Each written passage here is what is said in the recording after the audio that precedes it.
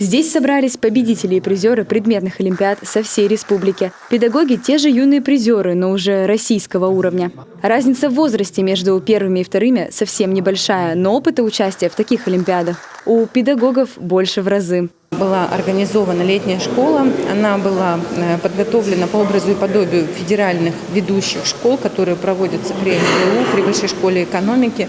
И те, кто у нас участвовали в этих школах, они, собственно, сами участвовали и в разработке программы летней школы. Поэтому задача стоит очень серьезная. В результате реализации авторских курсов в течение недели раскрыть секреты участия и победы на всероссийском этапе заключительной олимпиады школьников.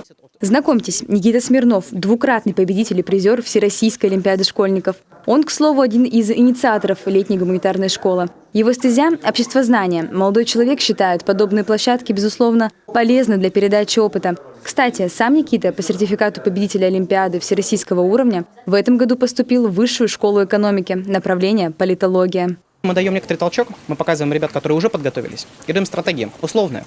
Что можно читать, что читать, наверное, не стоит, каким источникам доверять, каким нет, как выполнять задания, как добиться наилучшего успеха. Каждый день смены будет для ребят познавательным. Лекции, тренинги, деловые игры. По окончании обучения каждый участник должен будет подытожить все полученные знания и защитить индивидуальный проект. Алена Югова, Дмитрий Ведерников, телеканал Юрган, Сыктывдинский район.